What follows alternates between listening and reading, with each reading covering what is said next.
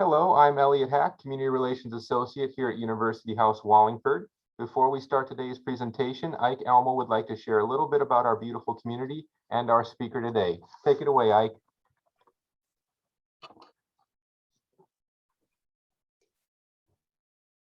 Thank you, Elliot. In affiliation with University of Washington Retirement Association, University House Wallingford residents benefit from the partnerships developed with the University of Washington Schools of Nursing, Social Work, and Pharmacy to deliver innovative programs designed with healthy living and lifelong learning in mind. If you are considering making a move to a retirement community, you are very welcome to arrange a visit and explore everything that we have to offer, including future health options and how our waitlist works. And now the main event. Dr. Nick Bond is a principal research scientist with the Cooperative Institute for Coastal, Ocean, and Ecosystem Studies of the University of Washington. He has a Ph.D. in atmospheric sciences from the UW. His research focuses on the weather and climate of the Pacific Northwest and the linkages between the climate and marine ecosystems of the North Pacific. He is a climatologist for the state of Washington and proud to be a weather geek. Thank you so much for joining us today, Dr. Bond. Well, thank you very much. And I will share my screen now and, let's keep our fingers crossed.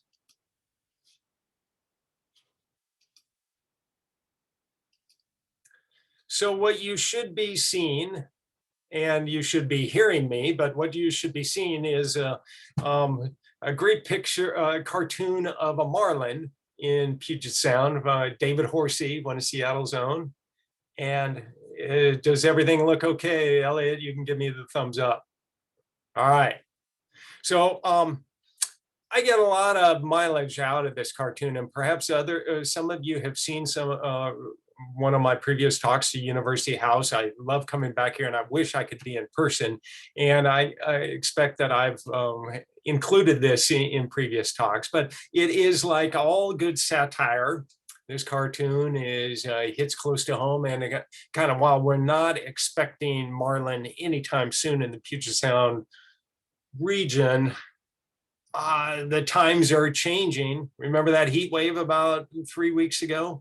And we have to think about what the implications are for that. So what we're going to do today is talk about climate change and what it's going to liable to do and what it's already doing to our marine ecosystem. And so going to talk a little bit about the blob, a marine heat wave is the technical term for it, that we had a few years ago, and how much of that was a dress rehearsal.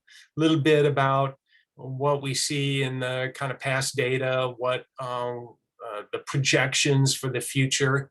And there I want to kind of emphasize toward the end is some of the things that are being done on behalf of the marine ecosystem of the area. And all this is, again, under the kind of lens of ecosystem implications.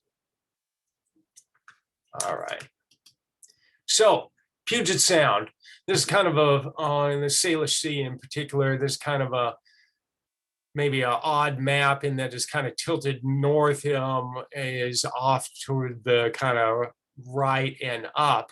And what these colors show here are the depths in Puget Sound, with the darker blues being deeper areas and lighter blues, shallower areas. And this is actually a very key attribute of the sound, not necessarily appreciated, and especially that shallow region there in the Admiralty Inlet area means when there's the tides are effective at mixing water from top to bottom, especially every couple of weeks, there's a big tide that promotes a lot of mixing, and that makes the whole Puget Sound kind of system very much more productive than most fjords. There's a book, I forget who the author is, entitled The Fertile Fjord, and compared to most of them around the world, there's a lot more sea life just because these kind of details in the bathymetry of Puget Sound and how that brings nutrients up to the surface to kind of fuel the whole food web. So we're really fortunate to that this happens to be the case. All right. Now, while it is generally a very productive region as inland waters go, it's obviously there are things, there are some problems. And in particular, one of the more visible problems there is the decline in the southern resident killer whales, the orcas. These are the fish-eating ones. And there in the late 60s and early 70s, there were a lot of them captured to kind of go to various places around the world to be, shown and people to make money off of them. Their numbers went up there for a while after that, but the decline over the last few decades is really disturbing. And the overall number of this group of whales is getting to be pretty small from a point of view of having a viable population. And there's a lot of efforts going into trying to do what we can to for this group of whales. All right, a few times through this talk, I'm going to ask for a little bit of audience participation and just to kind of get warmed up here.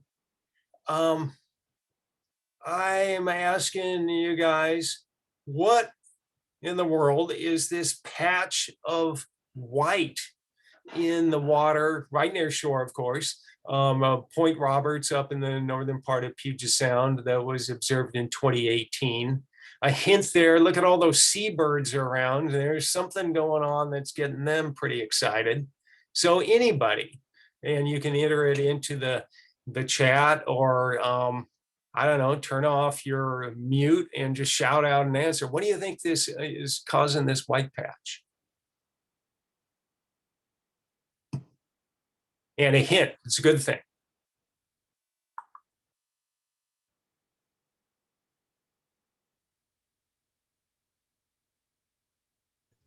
Herring ball? Oh man, we got a ringer. Give that man a cigar. Yeah, this is actually herring spawn from a herring ball. And what happens there, just a tremendous mass of eggs that are, hopefully most of them get fertilized too, that are released from one of those herring balls. And then the little fish come along to, snuffle up some of them, and then they get kind of seabirds and other things come to get the little fish. And so that's a good thing because our herring stocks here, going back to the 70s, are in decline in Puget Sound in general. And herring turn out to be a very important species for adult salmon, for some of the other the seabirds and so forth. And you can see that there are different populations, but in particular, this Cherry Point population that used to be really large has declined over the past few decades. And we're seeing some encouraging signs that some improvement, if not a return to levels that we saw before. Okay, you might remember the blob, right? This huge mass of warm water that occurred in 2014, 2016, mostly off the coast here, the Pacific Northwest. And just a sign there on why it was such a wake-up call for the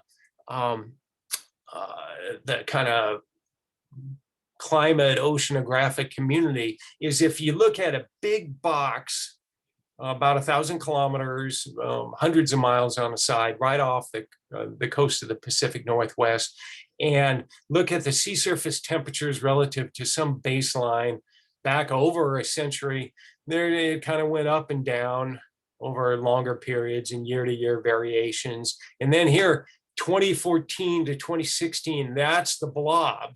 And it was like, this blew us away at how warm those waters got. And there were all kinds of repercussions on the marine ecosystem out over the Pacific. And we didn't think we were going to see waters out warm for a couple of decades. And then kind of disturbingly in 2019 into 2020, it actually got pretty warm out there again. And those that warm water that was off our coast, there's an exchange of water between Puget Sound and the open ocean. And so those effects were seen in the sound itself. If you direct your attention to this top graph here, and these are time series going back to 2008 through into 2020, they'll be updated here just real soon in a report that's put out every year. But these reds show that there was a lot more heat content in the Puget Sound than usual during those blob years. That kind of continued into just recently. And then I'd like to direct your attention to this lower figure where having to do with oxygen contents in the Puget Sound waters. And here I don't want to get into too much about the details, but reds are bad. With lower oxygen contents, there can be real problems. And those actually started a little bit before the really warm conditions, but recent years, there have been some periods of noticeably lower oxygen concentrations with implications for the ecosystem. And here's just another perspective there at a particular spot near the south end of Hood Canal, where looking in each of these charts here, it's kind of the top is near the surface, that the bottom is near, well, the bottom at that location, with the bluer color showing lower oxygen concentrations. And you can see it's not every year, and there's a seasonal cycle to it, but many years in recent years have had in late summer into fall some very low oxygen concentrations near the bottom where certain species like to hang out. And the consequence of some of those have been some notable fish kills. And they literally, not enough oxygen, they suffocate. And in some cases they can get up to the surface and, get some more oxygenated water. But in some cases, like for crabs and flatfish and other things, they just can't breathe. So concerning. Getting back to the idea of, kind of how things have changed around here and what it's like recently, I realize this slide breaks all rules about clear demonstration of information and presentations. Guilty as charged, but I'm showing it anyway. And the only point I want to get across here is that what we tend to see in our local waters is kind of stanzas, in which there are times in which, well, in the 2010 to 2013, when it was on kind of the cool side, and these blues, things are, for the food web, things are going pretty well. And then there are other times that last for years in which it tends to be warmer for various reasons. And then whether it is at the plankton level or at the fish level, at the top predator level, conditions are much less favorable. And so we see this kind of cycling back and forth. And this is just something to recognize, that our system here is prone to these kind of cycles between good times and bad times. One of the other things we've seen recently, and this is almost certainly associated with some of the warm waters we've had, is some unusual blooms of various plankton species. This This is, the color here hasn't been tricked up or anything. This is, has to do with, a photo that was taken from aerial surveys that are conducted by the Department of Ecology of the state of Washington, and just points out that this particular kind of plankton, a coccolithophore, that turns the waters kind of a milky color. It's almost like a lot of glacial silt got into the water. And this species tends to be favored when the water is relatively warm at the surface. There's not a lot of nutrients and it can kind of outcompete other things. And so it's just a sign in some cases that conditions aren't like they usually are when we see these kinds of blooms. And they don't, last forever, of course, but they can have real implications for the other parts of the food web. Okay, let's go back to the worst of the blob year, and our previous, this summer isn't in the books yet, of course. We had a big heat wave, a little bit more about that in just a sec. But the warmest summer in Washington state history was 2015.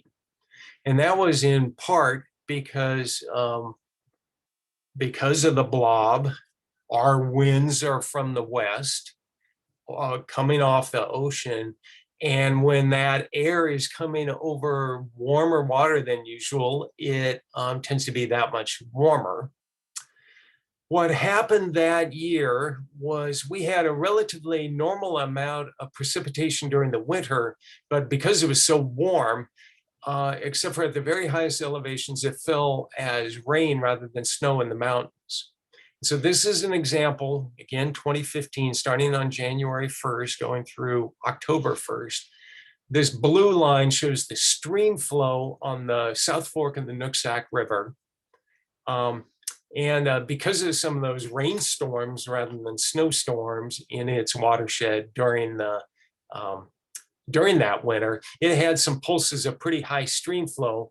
But because there wasn't the snow to melt to kind of keep that stream flow going into late spring and early summer, the stream flow really went downhill relative to the average, which is shown by these golden triangles or diamonds or whatever they are.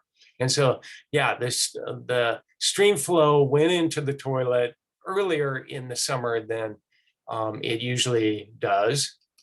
And one of the consequences, an important consequence there, was the not just low flow, but very warm temperatures in that stream. And here shows that the progression of the temperatures relative to normal in 2015, showing how they got well into the high 60s, 70s there. It always warms up some, but that warm up was much earlier that year than usual. And it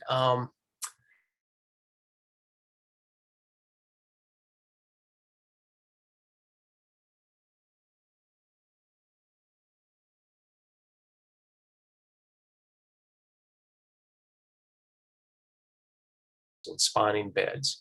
And so there was a big return of salmon that year, but they weren't necessarily able to get to where they needed to spawn.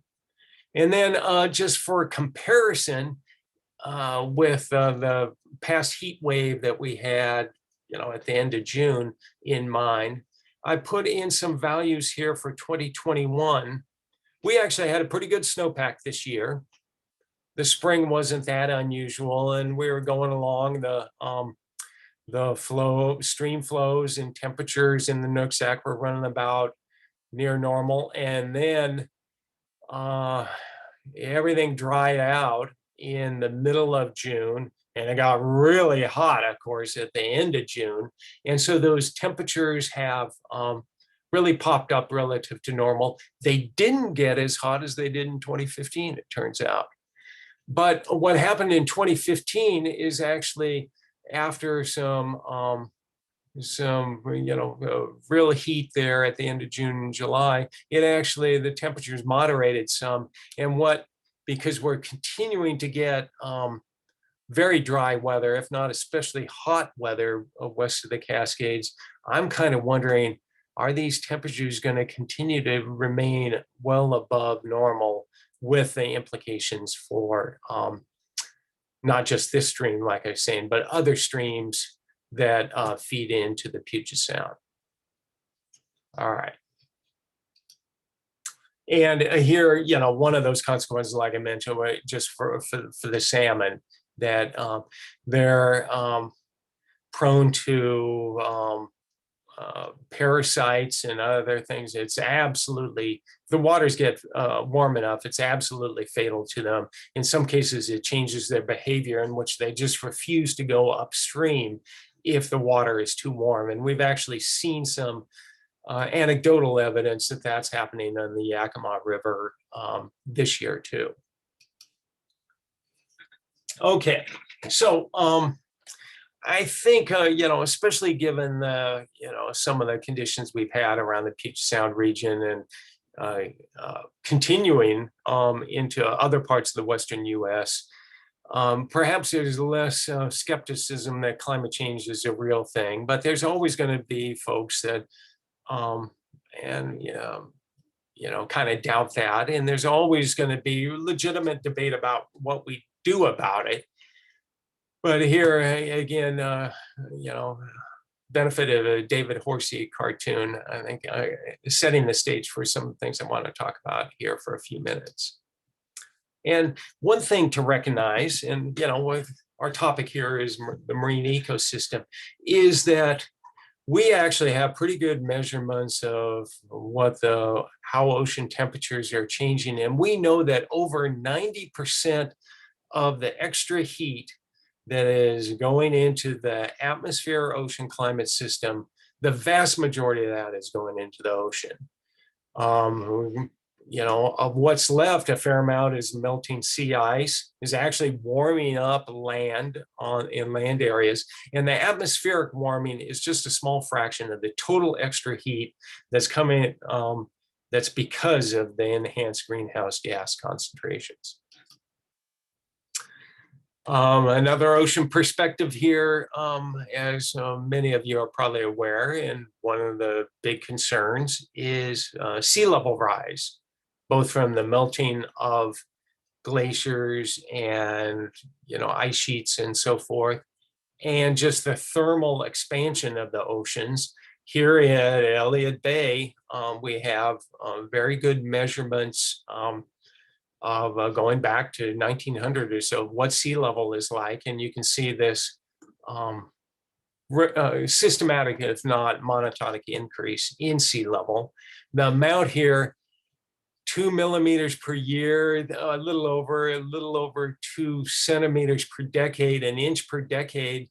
Maybe that doesn't really impress you, but we occasionally still have, already have flooding problems in certain kind of conditions when the tides are just right and there's a storm and so forth. And as sea level rise continues and unfortunately will accelerate, that's going to be just more and more of a problem. Think about, Harbor Island. That's not built on a very much above, sea level. And so there's a lot of important infrastructure there that we don't want flooded. Just another cartoon to throw in the mix there. There's some, I think, doom and gloom out there. And while the climate change is real, its impacts are real, and something we have to deal with, it's not like the world's oceans are going to turn into the Dead Sea. There are some changes that are occurring, and we have to try to understand them better and keep track of them better and manage the resources better. But it's not like everything's going to go away. Some of the changes that are anticipated have been summarized in this report that you can go online and grab. It weighs in about 1,200 pages. And so, you know, kind of like bedtime reading or something. But a lot of work is going into what has been happening to our oceans and the cryosphere, the, you know, kind of frozen part of the climate system, and its future changes. And so we are doing work on that aspect. And an important point there is that it's not just that things are getting warmer. Because of increased greenhouse gas concentration, especially CO2, the chemistry of the ocean is changing. That changes in circulation patterns means different nutrient supplies. It's going to have implications on the food web and so forth. And so it's by no means an easy problem. Getting back to, you know, the temperature changes themselves. Here, relative to what's more or less the, you know, the past climate or the recent climate of the end of the 20th century, to what's kind of the present into near future climate, you know, some warming across the North Pacific, especially in the northwestern portion there. Looking more kind of in our backyard, yeah, the anticipation here is looking more at the end of this century relative to the recent past climate. You can see the hotter colors here. The expectation of warming, especially along the coast, less so for the Sound is in general. That's good news. And that's in part because the water that comes into the Sound mostly comes in at depth, and the disproportionate amount of the warming is going to go into the upper part of the ocean. And so the water that's coming in at depth and then the water going out is mostly near the surface, is not warming up quite as much as the surface temperatures. But then if you look at the right here, if you look into the estuaries and some of these key areas for juvenile salmon, for all kinds of marine species, seabirds and so forth, then you get somewhat different story that maybe some, at least in spots, some enhanced warming in these key areas of Puget Sound. And so while looking at this at first blush, well, maybe we're not in such a bad shape, you know, well, think again. Whoops, now I want to go back if I can. Yeah, okay. So a warmer world, what's that going to mean? Well, it means, like I had mentioned before, especially for the Puget Sound watersheds, that there's going to be a greater percentage of rain in those watersheds versus snow compared to the historical averages. And so what these, I direct your attention to these 4 maps at the kind of lower left. Basically, the darker the green, the greater the expected runoff in the winter months for these various watersheds. And so, you know, different places, different amounts and so forth, but especially as we get later into the century, that we're going to have more runoff in winter because the precipitation is falling as rain rather than snow. And the consequences with less snow to melt to, you know, provide part of the flow in the summer months, declines in the summer runoff just when we need it. Along with this change, just due to temperature, the expectation, we're not as sure about this, but there's strong evidence that our winters are going to be a little bit wetter and our summers drier. So even more of a Mediterranean climate that we have now. And so the implications for our rivers is that the timing of that stream flow is going to change. And there are some rivers that are rain-fed. Maybe those won't change so much. This black trace shows what the average is over the time of year. And as we get into further into this century, maybe a little wetter in winter just because more rain, but not much of a change in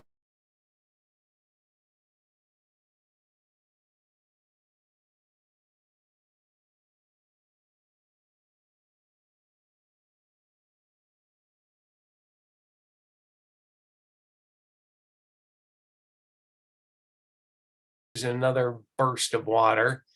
And as the climate warms, that's going to turn into just kind of a rain-fed sort of river. And the ones now that, like the Sauk River, that are predominantly snowmelt driven, are going to go into this kind of double-barreled sort of stream flow. So if you're a particular salmon population that say that have adapted to this kind of stream flow regimen, and then it goes to this one, you're gonna have to adapt to a new, kind of seasonal cycle and stream flow, and we don't know necessarily how all that's going to play out, except for that it's probably going to have important implications. And getting back to a point I mentioned before, overall, with more of that water coming off the hill in the wintertime and less in the summer, just in general, we're expecting into the streams feeding into Puget Sound, with time, those temperatures warming up and getting so that they're much less favorable for salmonids, different salmon populations and trout and so forth. And so this is recognizing if, just some of the changes that are liable to occur with, we may not know precisely how fast this is going to happen, but that there's going to be some meaningful changes. And I'll talk about here in a few minutes about what we can maybe do about some of that. All right. I promised or threatened to get you guys more involved here. And so here's a question for you. With global climate change, would you expect a greater increase in the frequency of land-based, atmospheric air temperature heat waves or marine heat waves? We just had, the monster heat wave of all time in the Pacific Northwest. But so if anybody, again, if you can put an answer in the chat, we could vote on it. You could shout out your answer. I'm good either way. Anyway.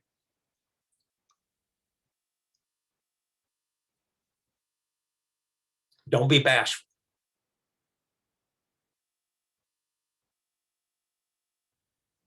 And it looks like I'm gonna, I don't know, somebody is, yeah, Elliot, or if you could unmute folks in case they just want to speak up. It looks like in the chat we have 4 votes for marine. Ah, wow, 4 to zip. Oh man, again, The other way. Yeah, this is. I would say land-based. Okay, well, I'm glad we're having a diversity here. We're all about that. And yeah, and of course, Marine. Oh, go ahead. Sorry. Marine. Okay, there's a marine one. It sounds like there's a higher fraction of folks that are going for marine heat waves. So let's see what we think is in the cards. All right. This is kind of a complicated graph. Bear with me here a sec. That certainly as temperatures shift from this kind of, if you think of a distribution here, there's a lot of days, what's plotted here along the horizontal axis is temperatures relative to normal. Most of the days are close to normal. There's some really cold days, a few really cold days, a few really hot days. We just had at the end of June, of course, record-setting ones. But it's a very broad distribution of temperatures in any one day. You might not recall, but in early June, we had a day where 55 was the high temperature. I forget what, it was in the first week of June, I think. compared to the 108 at SeaTac that we had on June 28th.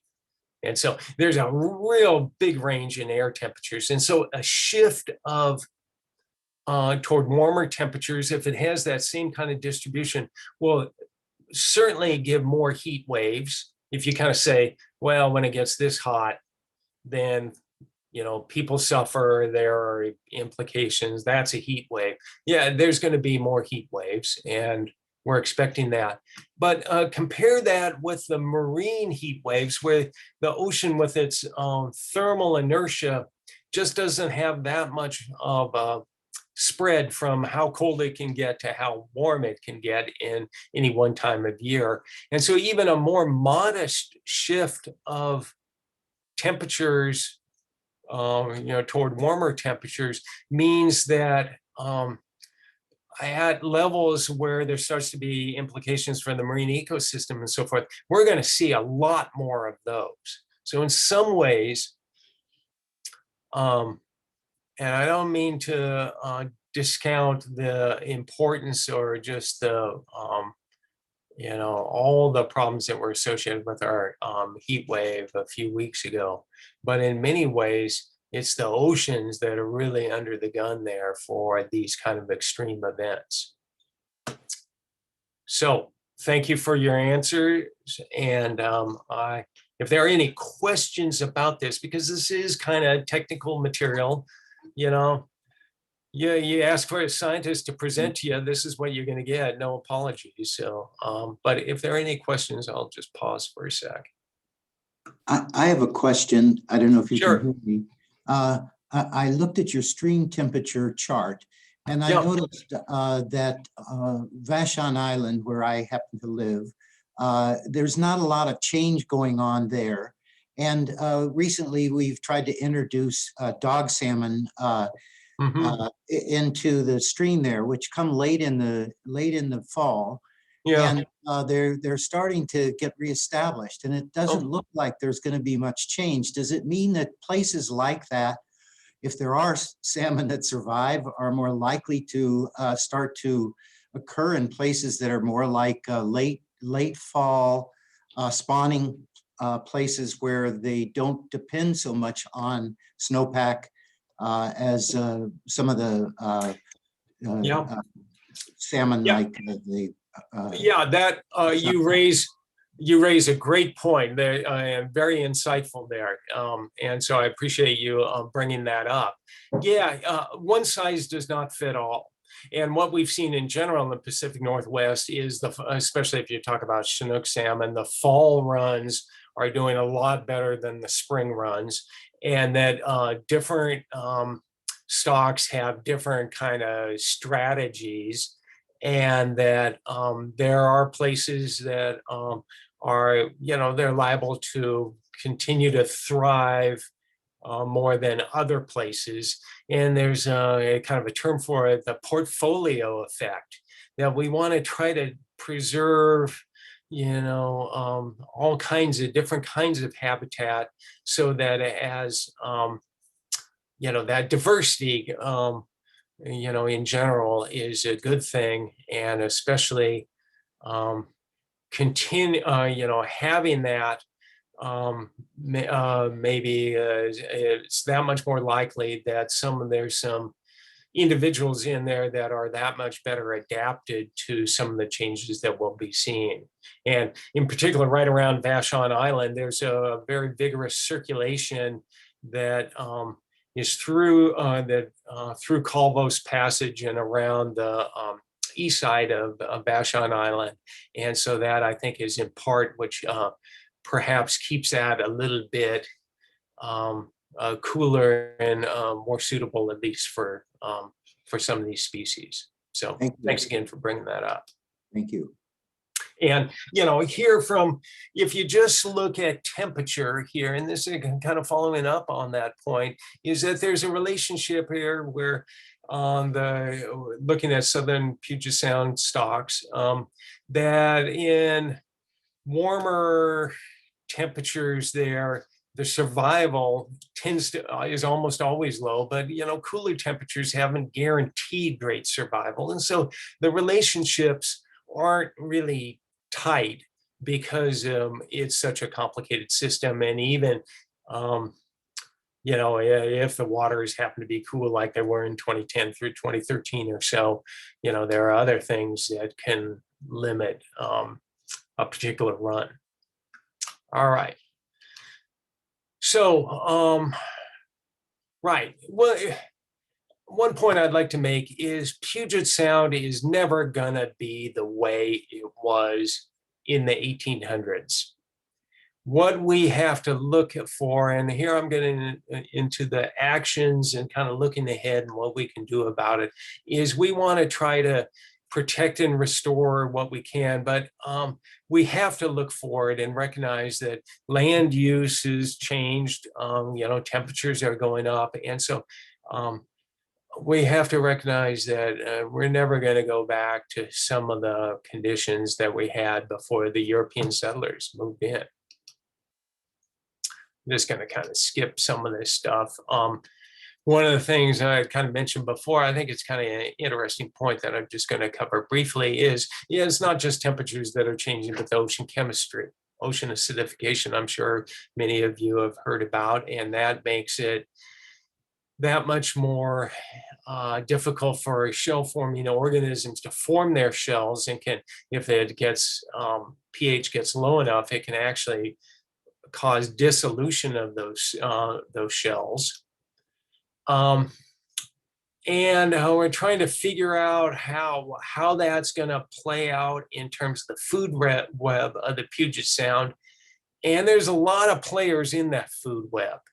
And as you can imagine, trying to sort out all the interactions here, that's not easy. One thing that I think is kind of interesting, and something a lot of people don't realize, is what a really important species in Puget Sound is something called a ratfish, an ugly looking thing that just kind of skims along the bottom and eats invertebrates and other things. I'm not sure if anybody really wants to eat a ratfish. There seem to be a lot more of them than there used to be, but they're part of the system. Are they taking advantage of some of the changes we're seeing? I don't know that, but anyway, just a little factoid for you. Some of the work done trying to figure out, as the ocean acidifies, what that's going to do to the food web in Puget Sound. We expect there's going to be some winners and along with the losers. Crab and other sorts of species that have to form shells, maybe not so good, but flatfish that are living at the bottom that don't have to compete with those organisms may do better. And so anyway, the point there, a complex system, and there's going to be winners along with losers. One of the winners, unfortunately, is probably going to be some of the algae, phytoplankton that are responsible for harmful algal blooms. Again, I just got to gloss over this, but it turns out that some of these species favor warmer water, and essentially will just, as Puget Sound continues to warm, the window in which is favorable conditions for the blooms of these harmful algae will lengthen. And it doesn't mean that there's always going to be these blooms around everywhere, but just that their prevalence is going to be going up. And certainly NOAA, Department of Ecology, Department of Health, and so forth, there's a regular monitoring of these to keep people safe. And so, but it is something. During the blob years, we noticed a lot more harmful algal blooms than usual, and that could be something that we're facing. And I'm going to skip that one and that one. And I want to go into here in just last, 5 minutes or so about some of the things that were being done on behalf of Puget Sound. And just our kind of regional ecosystem. There's actual agency called Puget Sound Partnership. It doesn't have regulatory authority, but it is there, to lead, like say, to restore and protect Puget Sound. I happen to be on the science panel for the Puget Sound Partnership, so it's kind of near and dear to my heart. And one of the things that is increasingly being recognized is that a healthy Puget Sound has real important links to the quality of life for humans.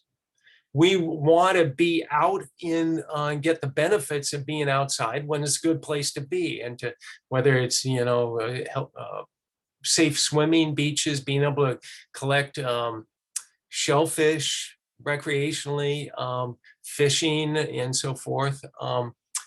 This linkage, is important.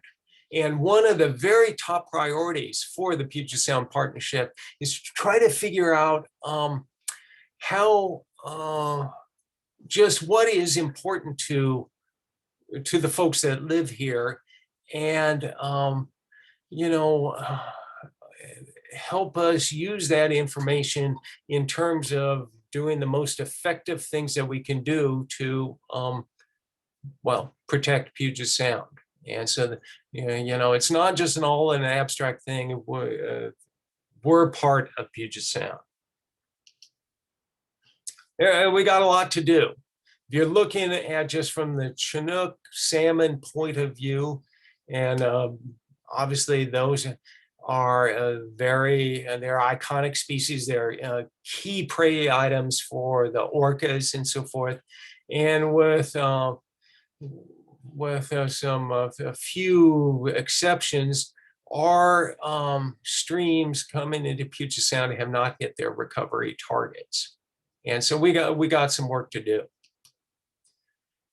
It's been mandated by the courts, but there is work being done to improve culverts and get, the passage for the fish. And there's not a cheap thing to do. This is going to cost, billions, but it is both court ordered and will make some real, have some real impacts. We're already starting to remove some dams and other things that on the streams that have outlived their useful function. This is a recent one. I think it was last summer that this impoundment on the Middle Fork of the Nooksack was removed. Of course, the Elwha was a few years back. Salmon are already starting to colonize there. And so that's a real success story. And here I want to give a shout out to some of the leadership that was shown by the tribes in terms of trying to restore and protect Puget Sound waters. And they want to do what they can to kind of maintain some of their traditions. And they're working a lot with NOAA and with other state agencies to try to, figure out what we can do here. And in particular, I mentioned restoring the streams, and in the past, maybe what can we do to keep streams cooler? Some of the work being done to try to, where do you get the bang from the buck in terms of returning streams to their more natural form, with logs in the middle of it and kind of quiet pools where there's maybe some deeper, cooler water where fish can hide when it's really hot, and other places that are faster moving water that, maybe where they can get some of their prey and so forth, and just return streams to their more natural state. Okay, I think this is going to be the last question for you. And this is, again, a success story. And there has been some major restoration projects. They're continuing. Where do you think this one is? Anybody kind of have a guess it may not look very impressive. This is in the old days of people saying, well, you can't really farm it. You can't really sail a boat from it. This looks pretty worthless. Let's drain it or, dredge it or something like that. But this kind of estuary is really key habitat. So where do we think this one is? Lake Washington. Here's a hint. I should have given the hint. It's a saltwater estuary. And there are parts of Lake Washington, certainly right around the Montlake Fill, that look very much like this. So, I'm not, but yeah, this is one kind of on the Padilla south. Bay, Padilla Okay. Bay. Okay. Anybody else? Nisqually. Oh, bingo. We have a winner. Yeah.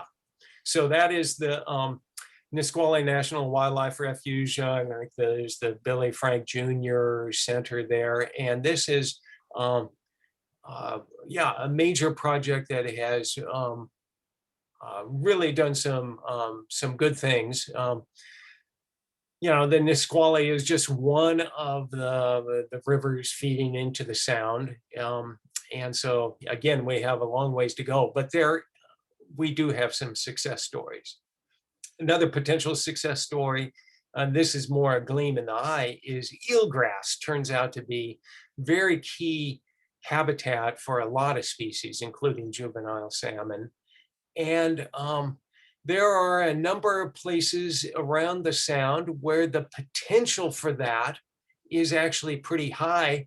And what is kind of interesting, eelgrass actually grows faster when the water is warmer.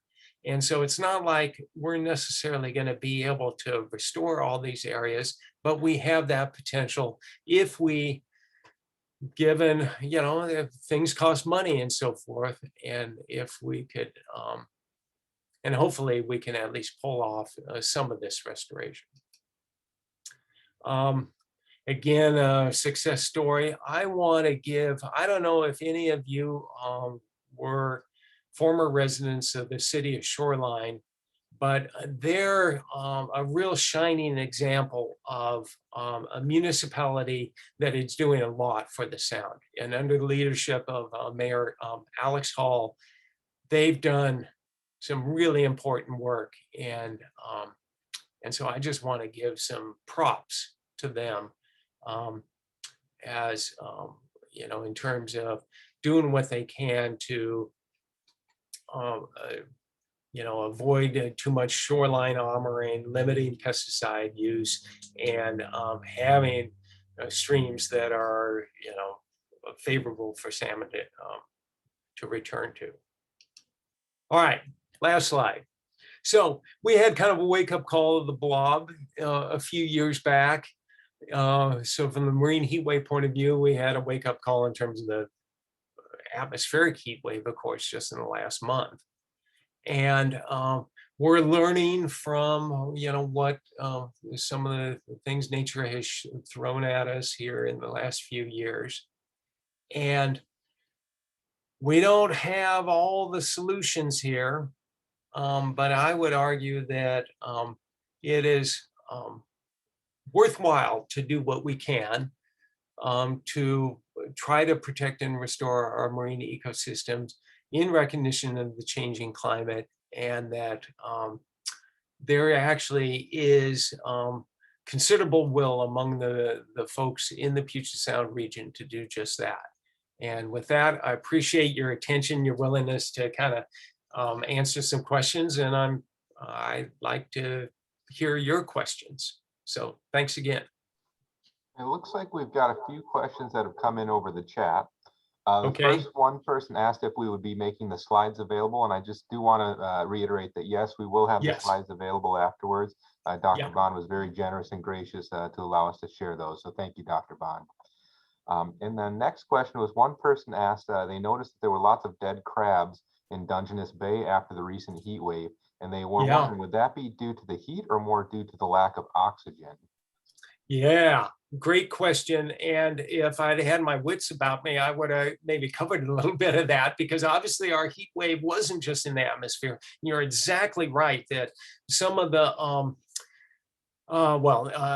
huge die-offs of mussels and some of the crab. And so certainly in the very shallowest waters of Puget Sound, that tremendous heat that we had warmed up that water. It turned out for the mussels that it was in some locations where there was the huge mortality. It happened that heat coincided the hottest afternoon with a very low tide. And so those mussels were exposed for a really long period to that, and they basically almost boiled alive. And so my anticipation is that that's what happened to those Dungeness crab also. And certainly they have the chance to, they're more mobile than a mussel. Yeah, especially those that were living in very shallow waters were prone to, those warm temperatures. I looked at some of the temperatures around, well, there was a question before about Vashon Island region at Docton Park there. There's a gauge there, and those temperatures popped up about 5 degrees every afternoon during that heat wave, and getting to a point where, yeah, a lot of critters don't like it that hot. So thanks for the question. And the next question, one person wondered if you have any measurements on the loss of biodiversity in Puget Sound over the last decades. Ooh, wow. Yeah. That is not my expertise. There are folks that are looking into that. In general, I wouldn't be surprised if there's a kind of a mixed bag there, in that conceivably there are some species that favor warm water that have been able to move in and kind of colonize to a certain extent, while others have declined. And so I can only give you kind of a vague answer there. From a biodiversity point of view, warm waters tend to have more species. Doesn't necessarily mean it's a healthier system. And so I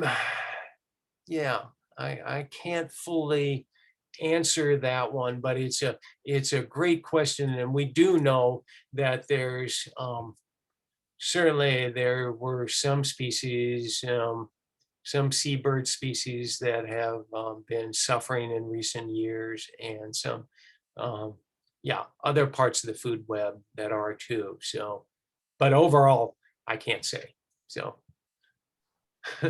Next question, one person wondered, with the increased precipitation in the winter, would we be potentially looking at increased landslides as well?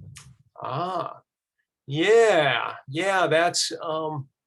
that is a real concern.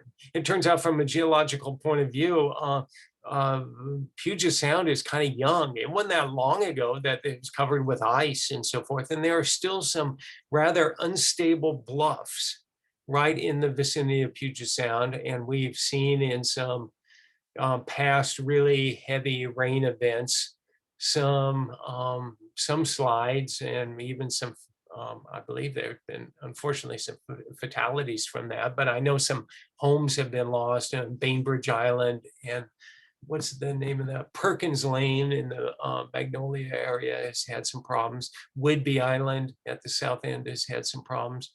And so that is a real concern. Of course, there was the huge slide up in the on the Stillaguamish that took out that whole neighborhood.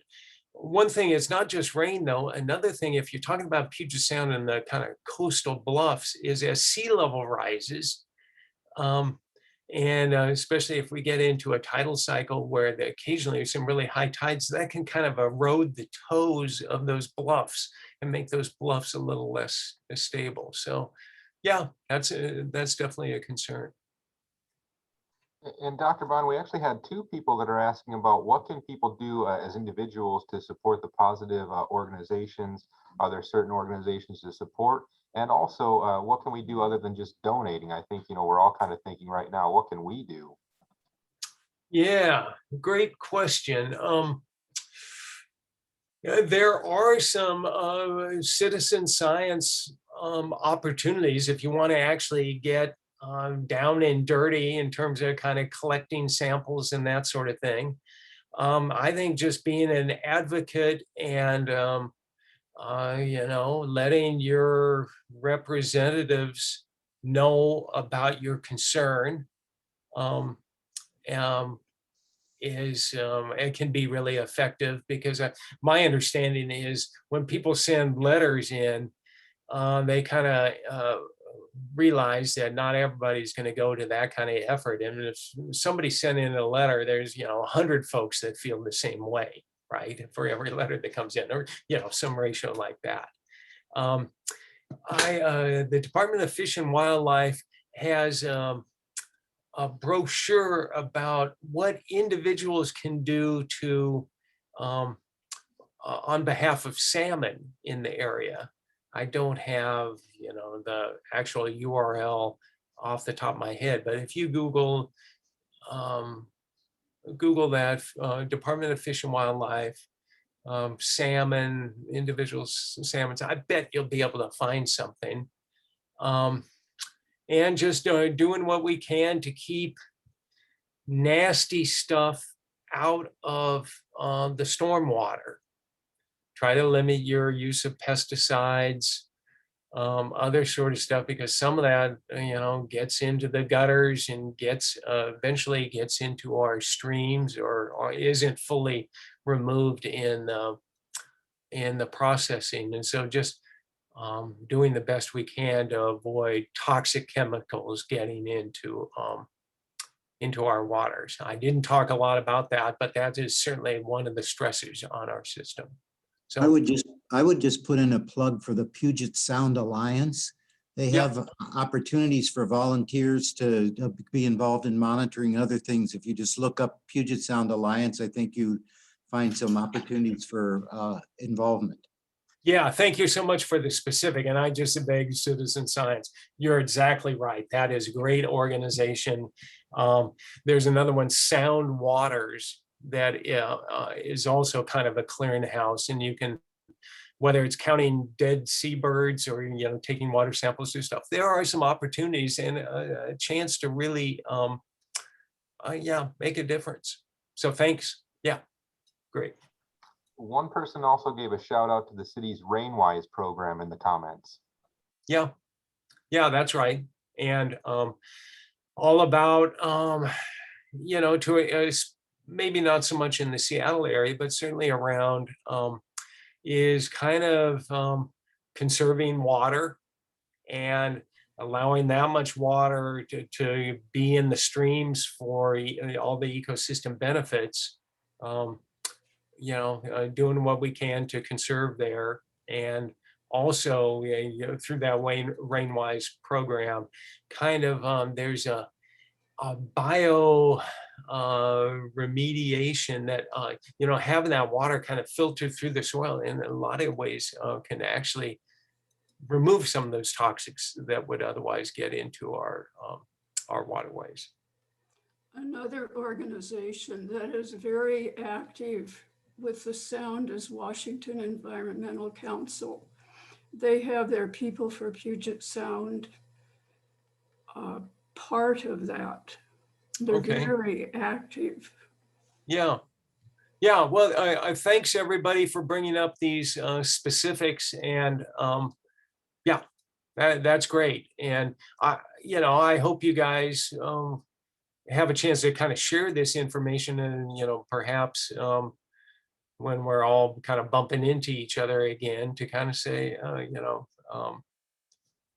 figure out, maybe what works for you and what really gets your interest. Well, thank you, Dr. Bond. It doesn't look like we have any other questions. So I think we'll go ahead and wrap things up. But thank you again for joining us. It was just a wonderful presentation, very informative, humorous. We really enjoyed it. So thank you. And thank you so much. Sorry, go ahead, Dr. Bond. And I was just going to say, it'll take me a little while, but I will make a PDF copy of the slides, and Elliot will have access to them, and it's going to be a pretty big file, but presumably he'll figure out a way that you can get your mitts on it. So if you want to. Yeah, we'll take care of it. And many of the participants are also echoing their thanks as well. People really appreciate the presentation. And I want to thank everybody for joining us today. Of course, we wouldn't put it on if people weren't interested in it and interested in coming by and joining us. So thank you for being with us today. Yeah. We will also be emailing out an evaluation form. We'd love to hear your feedback on the presentation. We're always looking to improve these webinars, so if there's anything you can think of, please let us know. We look forward to hearing your suggestions. As Dr. Bond mentioned, we'll share his PDF slideshow. And also we recorded the webinar today, so as soon as that recording is available, we'll send the link out to that as well. And if you have any questions about University House Wallingford, or if you would like a tour, please call us at 206-545-8400.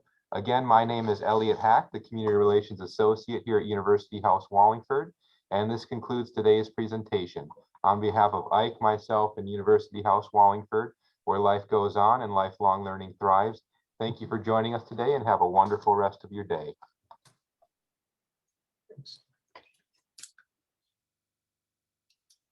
Thank you.